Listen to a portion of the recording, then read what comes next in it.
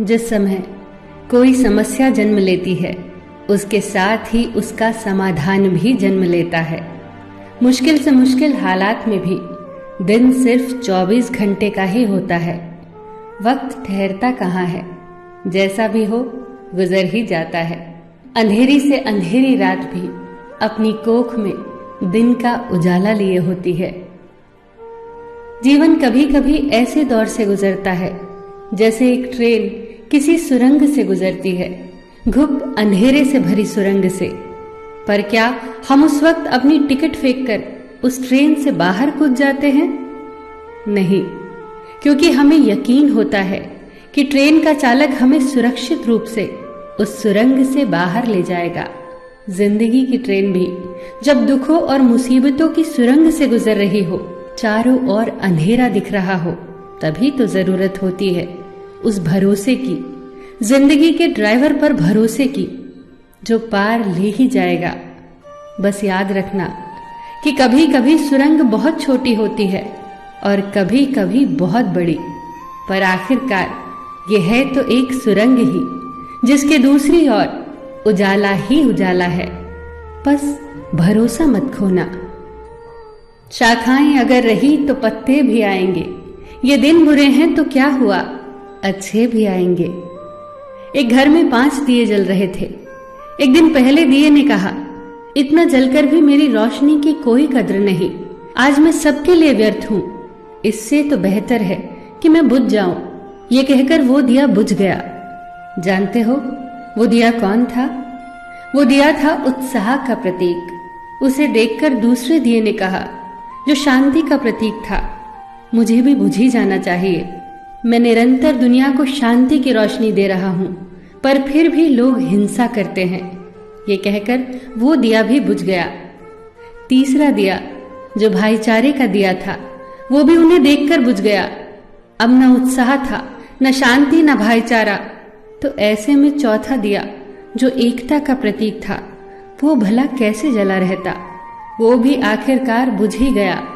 पर एक दिया था जो अभी भी जल रहा था, एक छोटा सा दिया, अपनी मध्यम सी लौ लिए निरंतर जलता हुआ। एक छोटा बच्चा घर में आया। उसे 4 बुझे दियों को देखकर अफसोस नहीं हुआ, बल्कि 5वें जलते दिए को देखकर वो खुशी से झूम उठा और उस नन्हे से दिए से उसने वो 4 बुझे दिए फिर से रोशन कर दिए। जानते हो वो दिया कौन सा था? वो दिया था उम्मीद का दिया, आशा का दिया। उम्मीद वक्त का बहुत बड़ा सहारा है उम्मीद तो हर लहर किनारा है। मुश्किल वक्त में अगर किसी चीज की बहुत जरूरत है तो वो है उम्मीद की, आशा की, सहयोग की, एक दूसरे के साथ मिलकर खड़े होने के एहसास की। बात उन दिनों की है जब द्वितीय विश्व युद्ध चल रहा था। जर्मनी के बम वर्षकों का खौफ सब तरफ था। लंदन में दूध की एक लंबी लाइन लगी थी। दूध बांट रहे व्यक्ति ने कहा, केवल एक ही बोतल बाकी है, बचे हुए लोग कल आए। आखिर में दूध की बोतल जिस व्यक्ति के हाथ आई, उसके ठीक पीछे एक महिला खड़ी थी, जिसकी गोद में एक छोटा सा बच्चा था। दूध न मिलने के कारण उसके चेहरे पर चिंता की लकीरें उभर आई। पर ये क्या, दूध बांटने वाले व्यक्ति ने दूध की बोतल उसके हाथों में दे दी। वो चौंकी। हुआ यूं कि उसके आगे खड़ा व्यक्ति पंक्ति से हट गया, जिसके कारण दूध की बोतल उस औरत को मिल गई। लाइन में खड़े सभी लोग उस व्यक्ति के लिए जोर जोर से तालियां बजाने लगे। उस व्यक्ति ने उस औरत के पास जाकर इतना ही कहा, आपका बच्चा बहुत प्यारा है, यह इंग्लैंड का भविष्य है, इसकी परवरिश बहुत अच्छे से करना। जब इस घटना की खबर war time prime minister Winston Churchill को लगी तो उनके चेहरे पर चमक आ गई। जर्मनी के जबरदस्त हमलों की विभीषिका से उत्पन्न चिंता से उभर कर वो बोले, अब हिटलर को संदेश भेज दो। ब्रिटेन की जीत को अब कोई नहीं रोक सकता, क्योंकि यहाँ के लोग देश पर मंडरा रहे भयंकर संकट के समय भी अपना निजी हित भूलकर देश के बारे में सोचते हैं। चर्चिल का यह विश्वास सत्य सिद्ध हुआ। ब्रिटेन विश्व युद्ध में विजेता बनकर उभरा। यह विश्वास आया कहां से? ये आत्मबल आया कहां से? आप ही सोचिए। बहुत फर्क पड़ता है हौसलों की उड़ान में, जब सब साथ हो एक दूसरे का सहयोग करते हुए।